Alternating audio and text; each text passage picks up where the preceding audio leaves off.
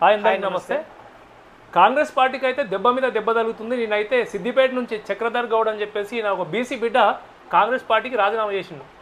ఈయన కొన్ని సంవత్సరాలుగా అప్పుడు టీఆర్ఎస్ ప్రభుత్వంలో ఉంటూ హరీష్ రావుకు టీఆర్ఎస్ గవర్నమెంట్కు వ్యతిరేకంగా యుద్ధం చేసిండు. ఆ తర్వాత కాంగ్రెస్ పార్టీ అధికారంలోకి రాగానే అయితే వాళ్ళు ఇచ్చిన హామీలు అయితే ఏదైతుందో హామీల వల్ల ప్రజలకు మేలు జరుగుతుందని చెప్పేసి ఆయన ఉన్నటువంటి సైన్యం శంకర్ ఈ సైన్యం అంతా కలిసి సిద్దిపేట నుంచి మొత్తానికి పోయి కాంగ్రెస్కి వచ్చారు.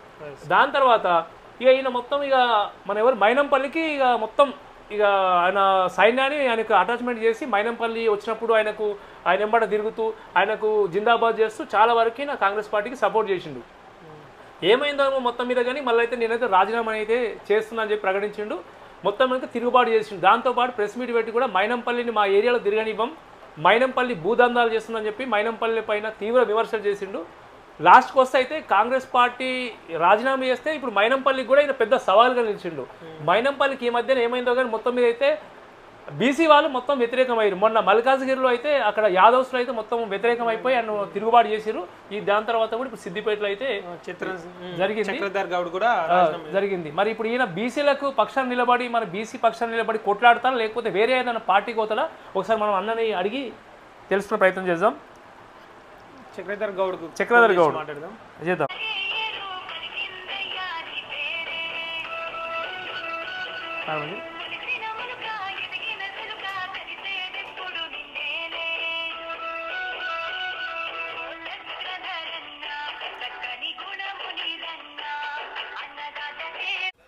హలో అన్న, నమస్తే అన్న. నమస్తే అన్న, ఓ బీసీ బిడ్డ ఎందుకంటే ఇదివరకు టీఆర్ఎస్ ప్రభుత్వం పైనే తిరుగుబాటు చేసి తర్వాత పేదలకు ఎన్నో సంక్షేమ పథకాలు పేదలు అభివృద్ధి చెందాలని చెప్పేసి కాంగ్రెస్ పార్టీలో పోయినటువంటి ప్రశ్నించే గొంతుగా సడన్గా తిరుగుబాటు చేసింది. ఇది కారణం తెలుసుకోవచ్చు అన్న? ఆడ వెలమాధిపత్యం ఎక్కువైపోయింది. ఫస్ట్ ఇప్పుడు ఒక ప్రతిపక్షంలో ఉన్నోడు ప్రభుత్వం డిస్టర్బ్ చేస్తే వాళ్ళ మీద కేసులు కావాలి కానీ మనోళ్ళు వాళ్ళకి సపోర్ట్ చేసుకుంటే మనోళ్ళ మీద కేసులు చేస్తాడండి. మా భూమి పోయింద్రా అని వాళ్ళు బాధపడుతుంటే వాళ్ళని పిలిచి వాళ్ళ మీద కేసు చేసుడు నా రైతుల మీద. అవునవును.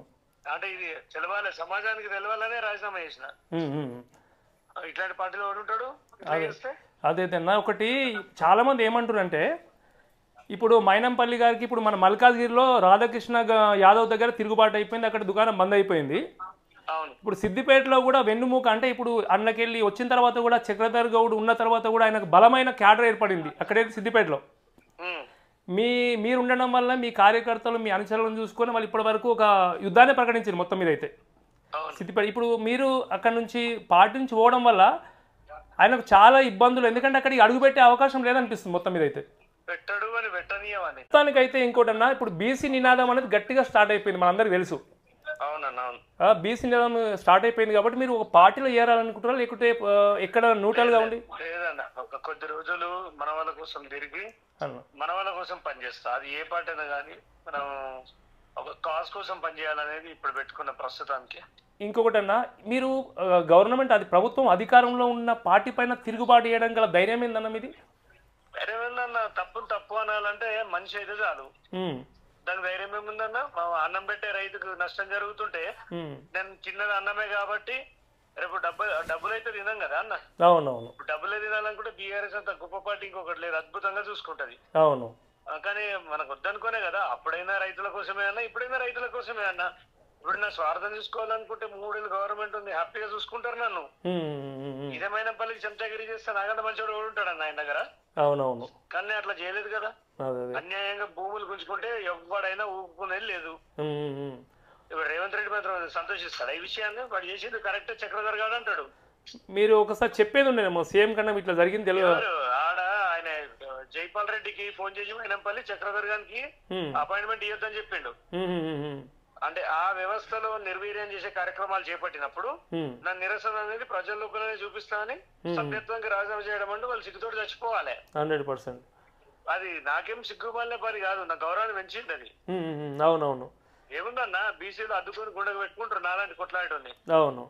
మరి భయం ఏముంది? ఇప్పుడు ఈ ఎగవలకు కట్టే ఫ్లెక్స్ ఏదో బీసీ ఉద్యమం కోసం కడతా. ఇంకొకటి అన్న, చాలా మంది ఏమంటారంటే బీజేపీలో పోతున్నాడు పలానా టీఆర్ఎస్ లో పోతున్నారు, వాళ్ళకి మీరు ఏం చెప్పదలుచుకున్నారు? అసలు బీఆర్ఎస్ లేదు, కాంగ్రెస్ లేదు, బీజేపీ లేదు.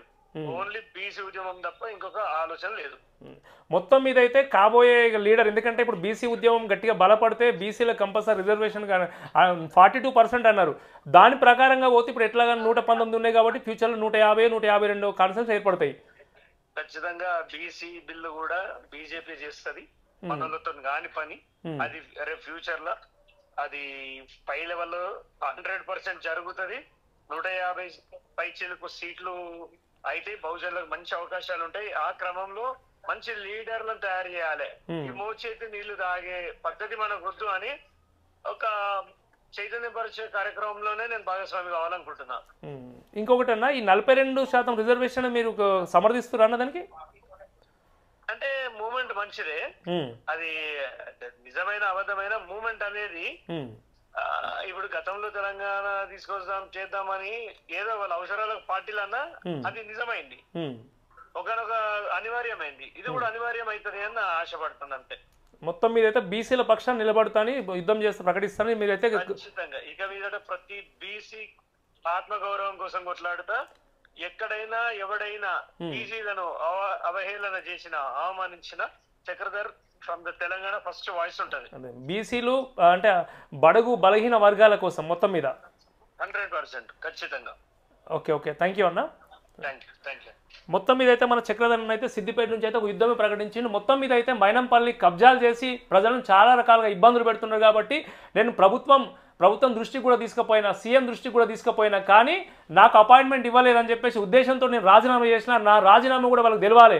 కానీ ఫ్యూచర్లో భూ కబ్జాలు చేసి సిద్దిపేటను మొత్తం ఖరాబ్ చేసి మొత్తం రౌడీలను పెట్టి చెంచాలను పెట్టి బెదిరింపే ప్రయత్నం చేస్తే మాత్రం చక్రధర్ గౌడ్ అంటాడు అస్సలు ఊకోడని చెప్పేసి గట్టిగానైతే చెప్తున్నాడు. మొత్తానికి అయితే బీసీలు అయితే మేల్కొలవాలి, బీసీలు మేల్కొని. ఎందుకంటే చాలామంది గరీబోళ్ళు ఉన్నారు, గరీబోళ్ళు కావచ్చు, బీసీలు కావచ్చు, ఎస్సీ ఎస్టీలు కావచ్చు, బడుగు బలహీన వర్గాల కోసం పోరాటం అయితే స్టార్ట్ అయిపోయింది. మొత్తానికైతే ఇక సిద్దిపేటలో అయితే నెక్స్ట్ ఫ్యూచర్లో కంపల్సరీ కాన్స్టిట్యుయెన్సీ పెరిగినప్పుడు మాత్రం అయితే ఇది మంచి అవకాశం ఉంటుంది. ఇలా ఎప్పటి నుంచో చూస్తున్నాం చక్రధర్ అన్నని.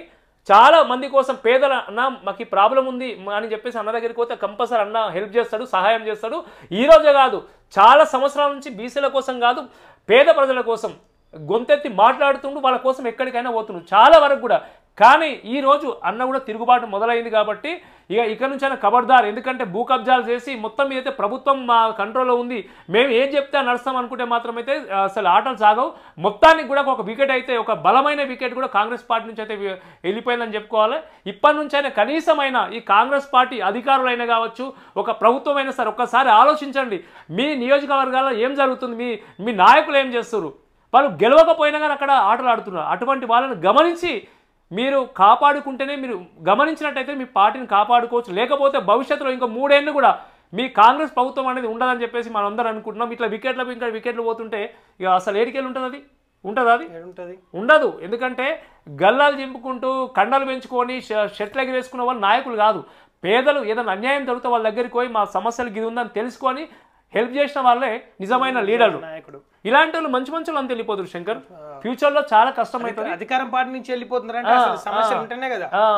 వాస్తవానికి అయితే అన్న చెప్పినట్టు ఏంటంటే ఇంకా 3 ఏళ్ళు ఉంది. ఈయన సొంత స్వార్థం ఆలోచిస్తే ఆ 3 ఏళ్లలో ఇంకా ఏదో ఆయన చేసుకోవచ్చు, ఎదుగొచ్చు కూడా. నిజంగా చాలా గ్రేట్. ఎందుకంటే ఇది ఒక సమస్య కళ్ళ ముందు జరుగుతుంది.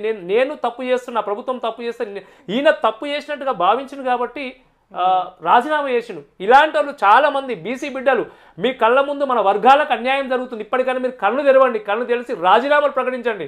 అప్పుడే మన మనుగడకి బాగుంటుంది. కాబట్టి ఒకసారి ఆలోచించండి.